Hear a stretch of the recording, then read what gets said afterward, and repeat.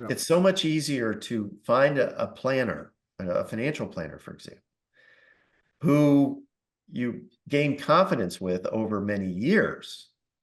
And then when something happens to you, it's all taken care of. Welcome to the Dream Architect Life podcast. I'm your host, Brian Sweet. And with me today is fellow Strategic Coach Free Zone member, Craig Hersch. Let me give you a little background on Craig. I think you'll find him absolutely fascinating. So Craig Hersch has a national practice development called the Freedom Practice, and he's a senior partner at the Shepherd Law Firm.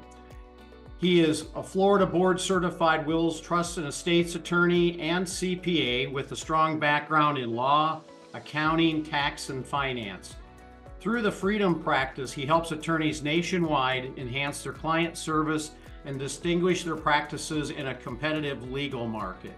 So that's kind of the, bio, if you will. But I would tell you, Craig, knowing you for quite a long time, you have really an interesting business model.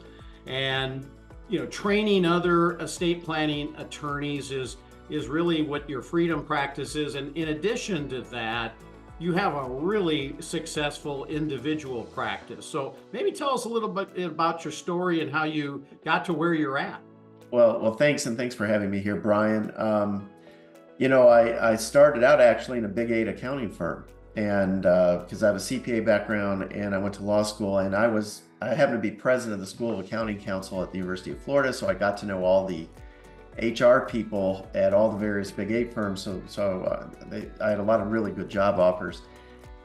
When Touche Ross merged with Deloitte, they took me from consulting to compliance, and I said, well, I'm not, I didn't go through law school to be a compliance guy, fill out tax returns. So moved to Fort Myers, Florida, joined up with a firm at the time that was 70 years old.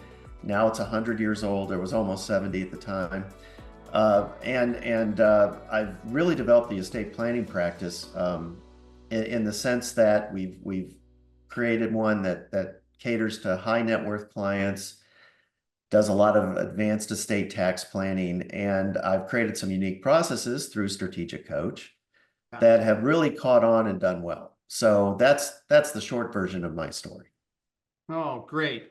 Yeah, I know, with all the things going on and obviously the political season right now, what I'd love to do is maybe chat a little bit about some of the pending changes that are looking like they might take place January of 2026. And I'd also love you to, at some point, talk about the white paper that you've created. I find that just an absolute fascinating piece that I think everybody would enjoy. So you want to talk a little bit about some of those sunset provisions? Yeah, as you know, the current estate tax exemptions will sunset at the end of 2025, and we're filming this in 2024, so we're about a year away, and we don't know who's going to win the November elections, so we don't know who's going to control the White House or Congress, so that could change. But what's really interesting about this sunset is the fact that it's an 8-year sunset. The law was passed back in 2017, and Congress could only do an 8-year sunset rather than a 10. This was passed through what's called a reconciliation bill. So it didn't have the 60 votes in the Senate to pass, which means that they had to pass it in a reconciliation, which is normally 10 years. Well, why is it only 8? The reason it's only 8 is because that's all they could squeeze out with the deficits that this bill was going to cause. Okay, so that's important to note when you consider whether it will sunset, whether the sunset will be extended or not. And for those reasons, you're gonna have to say, well, when Congress reconvenes after the election, which won't, of course, be until January of 2025, right? They're going to have to decide what priorities they want for tax purposes. And now there's been a lot of election claims. Let's not tax tips. Let's give an additional child care tax credits. Let's do all these other things. Well, what's going to come down to is what can Congress actually pass that would be within the budget constraints that they were faced with back in 2017. So even if the Republicans sweep, the White House, the Republicans sweep Congress, I'm not convinced that it's not going to sunset anyway. Yeah. Yeah, no, I would agree. I think it's a really good opportunity since it's already in existence for, these higher taxes and all these changes in the estate tax to just go through. So you want to talk about some of the maybe ideas and strategies that you've talked about, or things that maybe people should be aware of, that maybe if they're not familiar with all these rules and all these changes, things that they should consider and maybe start looking into just in case this thing doesn't sunset and this rule does take effect? Yeah, that's a great question. In fact, you know what I'm going to do is I'm going to direct people to our website. My firm's estate planning website is floridaestateplanning.com. And if you do /sunset, you'll get my white paper. Okay. By the way, I have a white paper service where I write the white papers and people can subscribe and we can brand them to their firms. And it looks like it's coming from them. So when I write dozens of white papers a year, it's a great way to keep your clients informed. And for us, at least in our legal practice, it generates hundreds of thousands of dollars of business every year, every white paper that we do. But with that said, in that white paper, if you download it, what you'll find is a whole potpourri of different planning strategies. And it really depends on what types of assets. Thank you. There's the white paper itself. It really depends on what types of assets your client owns. Is it financial assets? Are they inside or outside of qualified retirement plans? Do they have commercial real estate? Do they have a second residence? There's any number of different ways to use up your gift tax exemption. And what I failed to mention is, the current gift tax exemption is what, 16.3. I forget exactly the amount. I should know that, shouldn't I? 13.6. I'm sorry, 13.6. Yeah, I have a dyslexic moment there. I do that So all the time. 13.6, it's going to fall roughly in half. What the pundits say is when it sunsets back to the law that was in existence before, we're going to end up with a $6 to $7 million exemption. So people are going to lose half of their exemption amount. Married couple, that's 14 million, more or less. When it does sunset. Now you can use that as a lifetime gift during your life, as you know, and that's where we do irrevocable trust planning. And another factor, in the answer to your question of what types of strategies might you use, is whether your client still wants to retain some kind of use, enjoyment, or income from those investments, because that makes the gift a little more difficult to achieve to get it out of the estate. Yeah, no. And I find, I'm just looking at this while you were talking, and on page 7 and 8, you talk about some custom solutions that you and your firm and other estate planning attorneys that you train around the country can utilize. I think, one of the things also that maybe we want to chat about is a little bit about timing, and why you might want to look into some of these things more ASAP than wait to see if the rule changes first. Do you want to comment on that particular thought process? Yeah, I do. Thank you, Brian. We've warned our clients that if you expect us to get some advanced estate planning completed in order to use your exemption amount, that you really need to start now. You can't wait until March, April, May of next year. Why is that? Well, there's a variety of factors for that.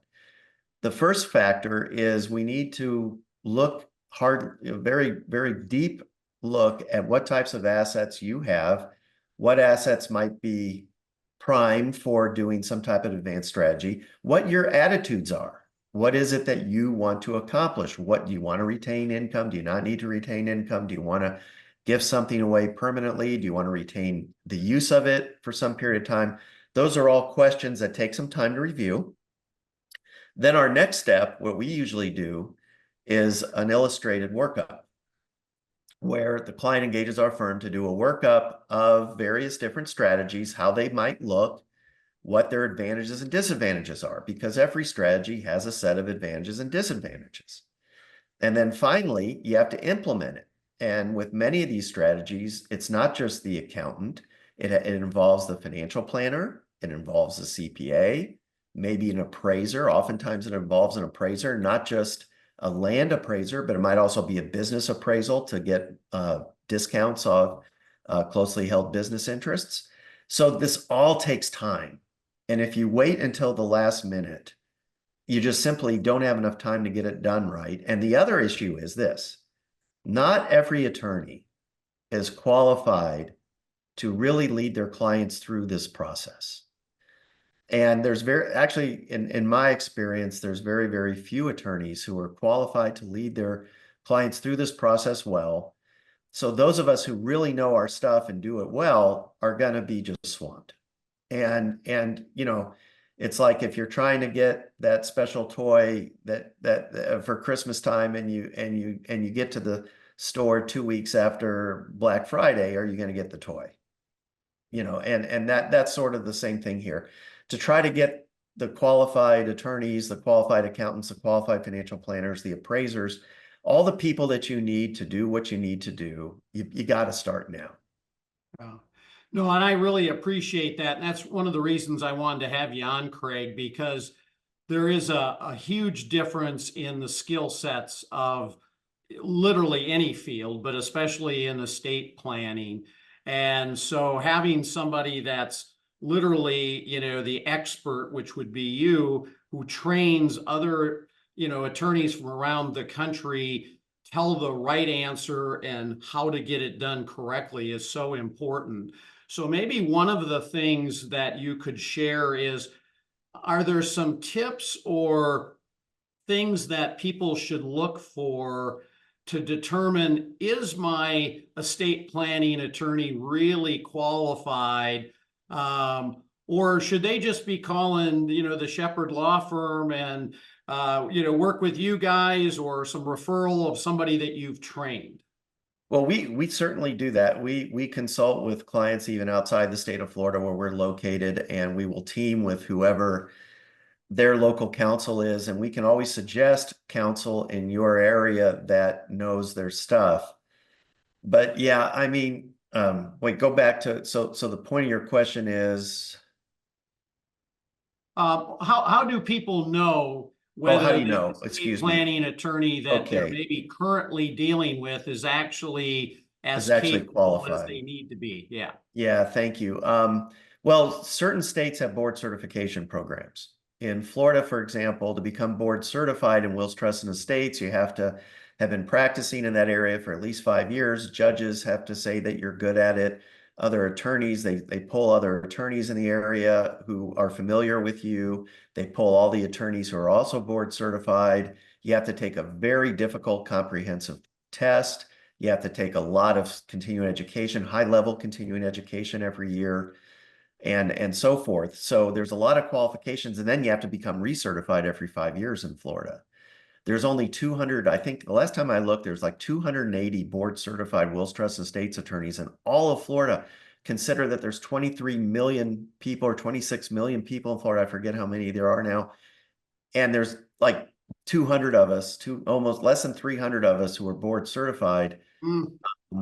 It's a very small group of people, and that's true probably in almost every state that you encounter. Florida probably has more board certified wills, trusts, estates attorneys because of our retiree population. Sure. If you look at places like Florida, California, North Carolina, that have a high amount of retirees, you probably have more board certified or qualified lawyers. So if your state has a board certified certification program, that's one way to look. There's other, sorts of rating services. I would stay away from things like AVO and stuff because a lot of that is paid for. And then of course, ask around, ask the other professionals in your community, ask CPAs, ask financial planners who they had a good experience with advanced estate planning. Hey, Brittany here. In case you hadn't heard, our latest book, Dream Architecture, is available for the taking. think about it like this. What is your biggest, wildest dream of what retirement could look like? Not the dream that your friends have, or your parents maybe had, or your coworkers. Your best dream, the unreasonable one, the one that you might have trouble admitting even to yourself. So that is what the Dream Architecture book is about. Hop on over to dreamarchitecturebook.com so you can start dreaming big today. So here's a question, which I guess I'm not sure the answer, but on your freedom practice, I'm assuming there's a website for that. Yes, Is there a for list freedom of, practice. I'm sorry, go yeah, ahead. is there a list of the attorneys that you've actually trained that is listed on that website by chance? Actually, no, that's probably a good idea for us to do that. We will just refer people to those lawyers, but it's the number 4 freedompractice.com is the website in case any of your lawyers who are listening to this want to investigate it. We train in more than just the nuts and bolts and technical issues of estate planning. A lot of what we're focusing on are things like marketing, front stage, backstage, inside of your office to get things accomplished. I'm teaming with an AI team right now to create AI, not just for lawyers, but for accountants, for financial planners. A lot of the AI that's out there, you have to kind of program it yourself so that it'll do some of the things that need to be done. The AI that we're creating does it. You don't have to program it. All you have to do is give it your writing, some elements of what you've written, like emails, blogs, white papers, anything that you've written, and it'll start writing in your voice, and it'll create the things that you needed to create. So those are the sorts of things that we're doing within Freedom Practice. So it's not just the technical. By the way, another that just came to mind, there are a lot of professional institutes that train lawyers to do the advanced estate planning. One is the University of Miami's Heckerling Institute. There's one at Notre Dame. There's one in Southern California. There's another one in Atlanta. You can ask your lawyer what kind of continuing education courses that he attends or she attends, which will give you an idea of whether they're qualified. Yeah, that's excellent. I'm fascinated by what you're doing with AI. That is absolutely, the next trend or future in literally any industry. So I look forward to seeing what's happening with that.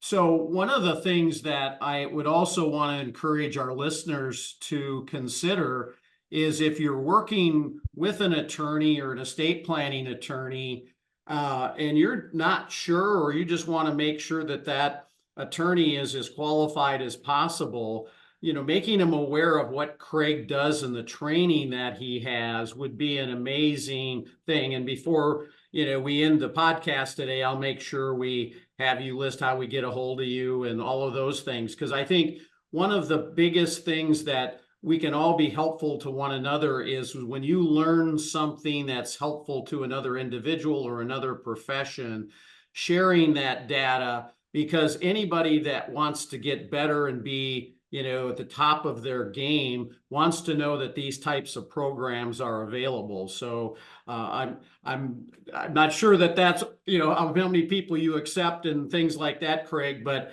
I would say if that's okay, I think that would be great. So, by the way, if you ever, when we get this AI completed, I can bring on my team.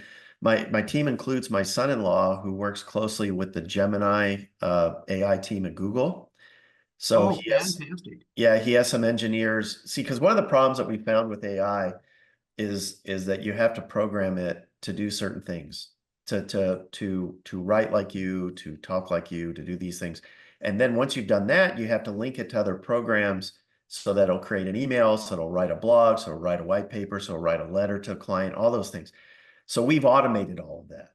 And it's going to be an inexpensive program. In fact, I just talked to my AI team this morning. We're just about ready to launch it. So if you want to have me back and we can show how that works, we can do that at some point in the future. And it's not just for lawyers. It'll be for financial planners. It's for CPAs, any kind of professional. No, I would love that, Craig. So yeah, keep me in the loop on when you get that finalized, and we'd love to share that with our audience and other members. So that'd be great. Um, so I was going to ask it, but maybe you already answered this indirectly, but with all the things that you're involved in, is there anything that you're working on right now that has you exceptionally excited? And I think it maybe the AI thing is it, but besides that, is there anything else that's really seems to be really taken off and that you'd like to share? Yeah, well, thanks. A lot of stuff. We're creating systems and processes for the sunset for our clients. One of the things that we're big on, and if you've ever read the book The Experience Economy, which I'm sure you have, Brian, Yeah. by Pine and Gilmore, I would Yep. encourage your listeners, your watchers here, your viewers to pick up a copy of The Experience Economy by Pine and Gilmore, because what we've learned in Strategic Coach is that the world is becoming commoditized, right? So what will people pay a premium price for, and not look for the cheapest commoditized feature? And if you read that book, you'll get a lot of insight as to what actually delineates something for a premium price, premium service. And what we try to do, they have four realms in the experience economy, but I'll just talk about the realm that applies to people like you and me, and that's the educational experience.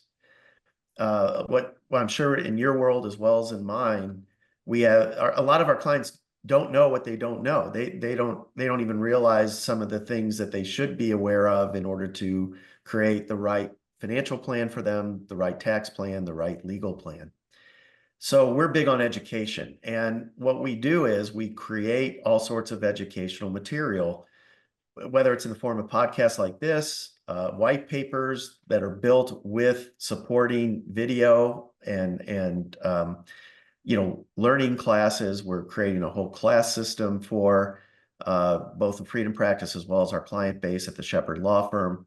I'm excited about using artificial intelligence, using today's video technologies, using today's social media. You can scale so much easier today than ever before by doing these things. And in that sense, you can also tier your offerings. You can have a lower tier for people who just want to learn and then maybe do it themselves. You have a middle tier, and then you have an upper tier, the done for yous and done with yous. Or done with you, I guess, is the middle tier. Done for you is the highest tier. So these opportunities fascinate me. It wasn't available at the beginning of my career. It wasn't available at the beginning of your career. But now it's available. You just have to spend the time and resources to create it. Yeah, no, I would tell you that is absolutely fascinating. And one of the things that I love about being like in Strategic Coach and some of the other masterminds is I learn so much from other business owners that you can apply to what you do that helps differentiate you. And I think some of the comments that you just made are applicable literally to any industry. So kudos to you on kind of expanding that to such an amazing extent. And our audience does tend to be a lot of business owners. And so maybe one of the questions, since you're kind of cutting edge on all the things that you're doing, is maybe what's one of the most difficult lessons that you've learned being in business and or maybe in life? Maybe you want to answer that two different ways, but I would be fascinated to hear what that might be. Well, in fact, I'm kind of answering that question. I'm writing a new book with the help of Kerry Oberbrunner, who is also in Strategic Coach. He has the Igniting Souls publishing company.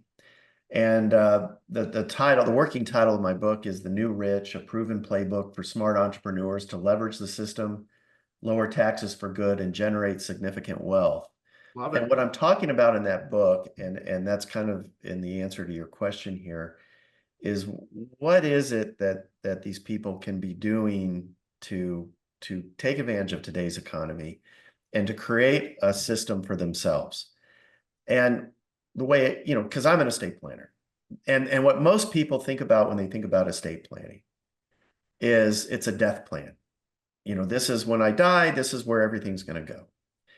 What my book is going to describe is that an estate plan is actually a life plan, setting up structures so that you can minimize taxes, you can shield your wealth from predators and creditors and plaintiffs and even your in-laws, your kids' in-laws, who may or may not, from divorce and those sorts of things.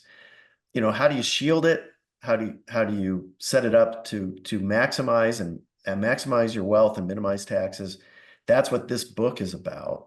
And that's what I think a lot of your viewers and listeners can benefit from, in the sense that if you look at legal planning, not just as a death plan, but as something that you can create during your lifetime to achieve your goals. Another great book, by the way, I interviewed on my podcast, not just yesterday, so hopefully it'll be ready soon. Tom Wheelwright. Oh yeah, I know Tom well. Yep. Yeah, we all know Tom. Tax-Free Wealth, and he has some other books. Tom's a CPA, and he coaches other CPAs. And a lot of the ideas that are in that book, I kind of expand on from the legal side in my book. So, for those who want to continue to learn, for those who are interested and ambitious and want to keep improving, I think there's an unlimited amount of resources out there to do that. Yeah. Well said, Craig. Can you give us any details, or do you know exactly when the book will be out, and where can they find it? So because I think it's going to be right up most business owners' alley, or anybody that wants to get better. Or I love the life planning versus death planning. I think if people think through it like that, they're more apt to actually do it because of that. Yeah, well, we're hoping to have the book out hopefully in the late spring of this next year in 2025. It'll be available on Amazon. I've written like 6 other books. Now, most of those are little ones that, like, one of my books is Selecting Your Trustee, for example, because my clients oftentimes don't think about some of the more basic things, like when you're creating a trust, whether it's a lifetime irrevocable trust for sunset purposes or what have you, or it's your revocable trust in the event of your disability. A lot of times they don't think about who their trustee is going to be, right? And you could have the best estate plan in the world, but if you name the wrong person as your trustee or the wrong entity, it could all fail. Or if you haven't created a way to remove a bad trustee and insert a better one. So I wrote a book on that. And I have another book on asset alignment. For example, you might have the greatest, being in Florida, a lot of our clients come to us and they already have an estate plan. And we look at their trust and we say, well, okay, now what's in this trust? Nothing. No one ever put anything in the trust. Yeah, they spent all the money to get it and never funded it. Yep. And we never did any special beneficiary designations that comply with the Secure Act or with, identifiable beneficiary treasury regulations or any of those things. So what we tell them is, well, what you have is a very expensive will, because your will is going to pour into your trust, and it's all going to be subject to probate anyway. So, I wrote a book on asset alignment, and I have another book on escaping your former state's taxing authority and all those sorts of things. So I'm big, again, I'm big on education. And I found that when I write these books or I write the white papers and I get them out, and then I have supporting videos and other technology, first of all, I appreciate the fact that I'm helping people, and it's inexpensive to buy the book. And yet it also generates a lot of money for my estate planning practice and for those in the freedom practice, because they can license the materials that I create and use it for themselves. But what we're doing is we're creating it really creates a gold mine, in the sense of how you can just perpetual monies coming into your practice. No, I think that's amazing, and it makes me think of maybe another side question. Where do you see people get stuck most in their lives as it relates to, say, their estate planning, i.e., where do they get in their own way, maybe? Yeah, well, a lot of people have a lot of misconceptions. So, the first being something we talked about earlier, that it's a death plan. And who wants to think about their death, right? That's why insurance salesmen have so much problem selling insurance, because no one wants to think about when they die. Um, so that's one of the first things. But the second thing is they think that it's all boilerplate. Okay, so unfortunately with some attorneys it is. They create the same plan over and over and over again, irrelevant to the assets, documents, and goals of their client. They just create the same plan. So, they think it's boilerplate. They get in their own way because they think it's death planning, and they don't really want to engage in death planning. Um, in America, we have a hang up about telling our kids about how much we're worth. Um, and I think those are vital communication to have with your kids, because what happens if at the end of life you become incompetent, God forbid, you have Alzheimer's, you get dementia, and how are they expected to know what level of care you want, you need, and can afford, Yeah. right? Is there any suggestions? I love that. On when to have say the family meeting? Is there guidelines on that? Or Well, just do it? it's unique to every family. I have three grown daughters who are ages roughly 30, 28, and 24 as we speak. One of them's married, the second one's getting married in March, and the last one's in dental school, so she'll be fine financially. But I started them relatively early. Uh, they all know approximately what my wife and I are worth. They all know where to find the money. They all know that if something happens to us, what we want. Um, and so I'm a big proponent of letting them know. I have other families where that's not the case.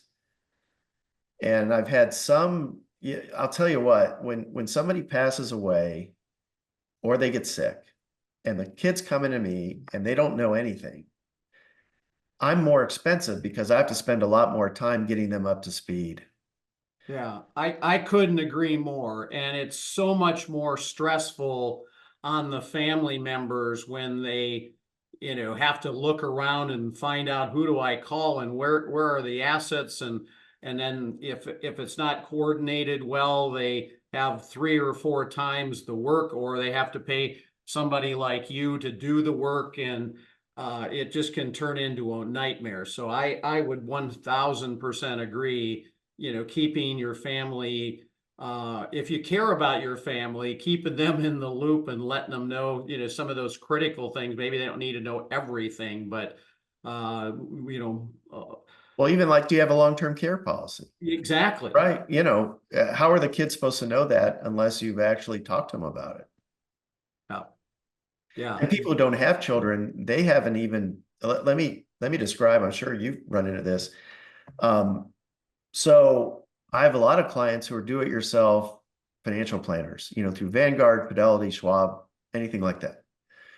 And I'll sit there with husband and wife, and I'll say with the older generation, it's usually the husband who is managing it, though not always. And I'm sure as we get into into Gen X and others, you'll have more of a mix of women doing that as opposed to men.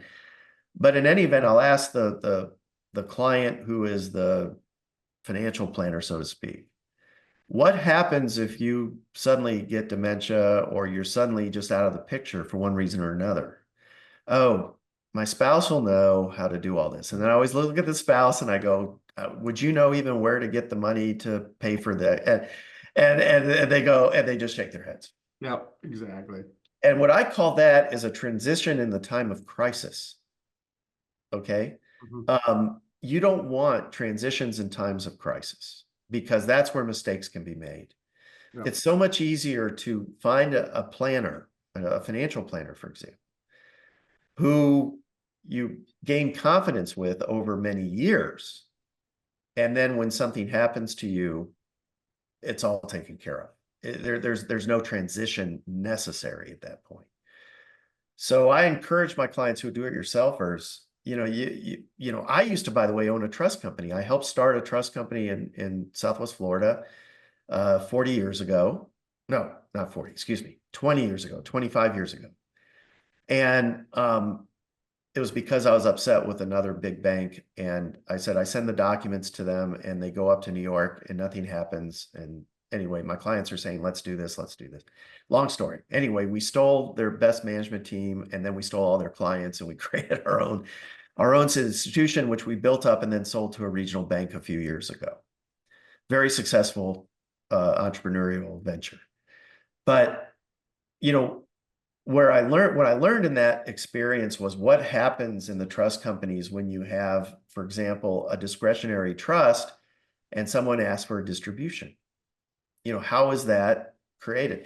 Which made me a better estate planner by giving more intent paragraphs rather than just distribute for health, education, maintenance, and support.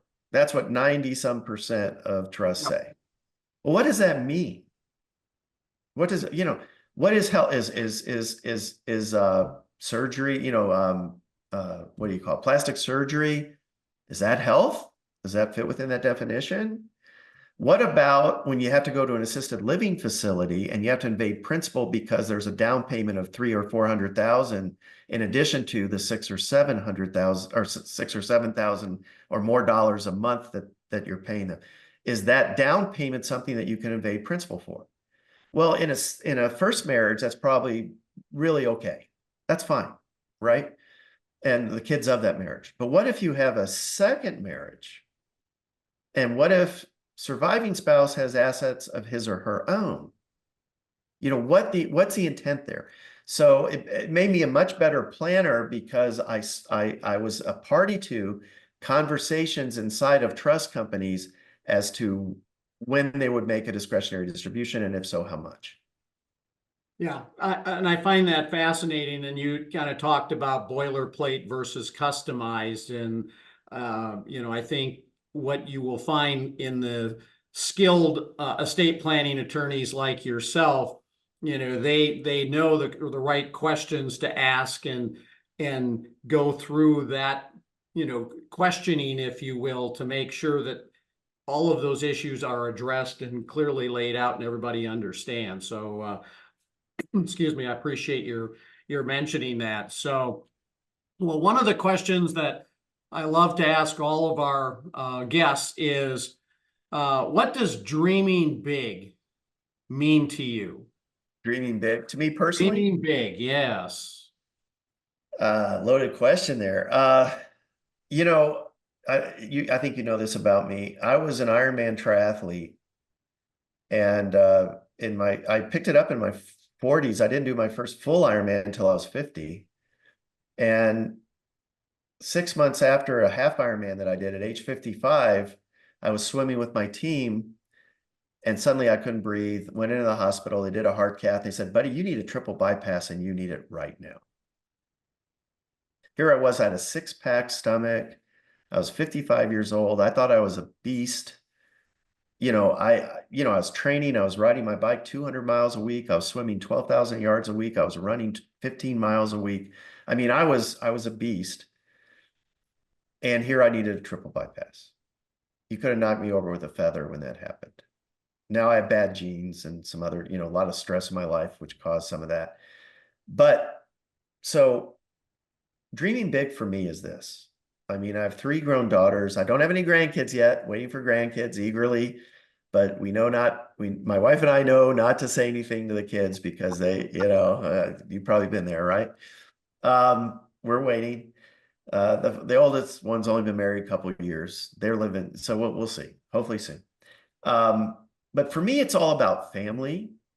It's all about things that I want to do in my life. You know, my wife and I travel a lot.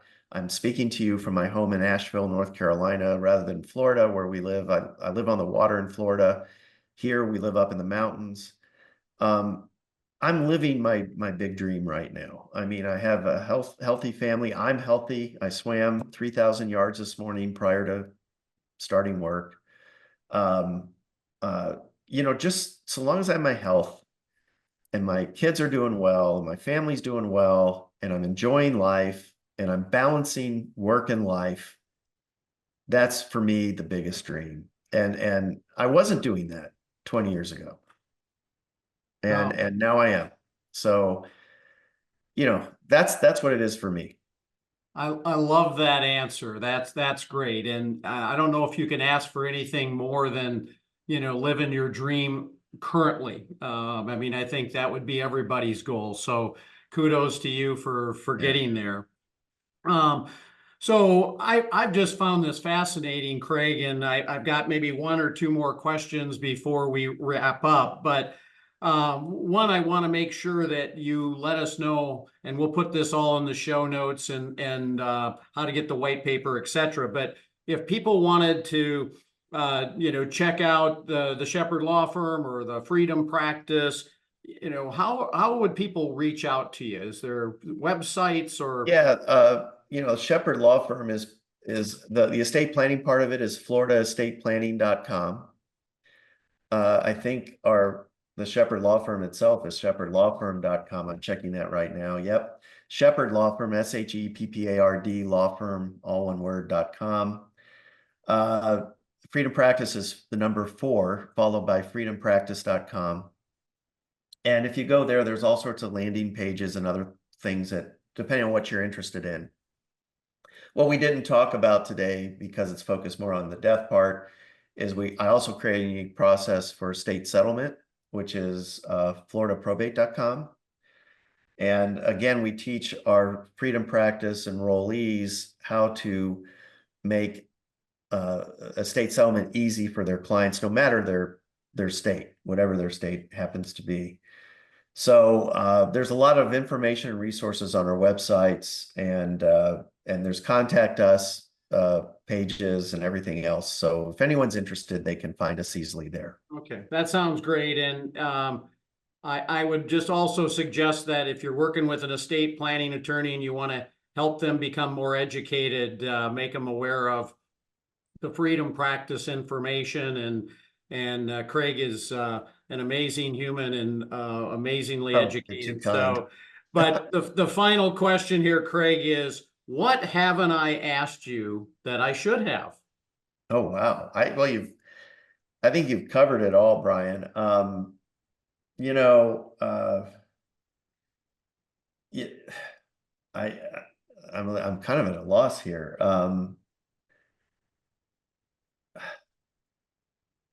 You know, okay, let's talk about this. Let's talk about where attorneys, accountants, and financial advisors might fail their clients. Love it.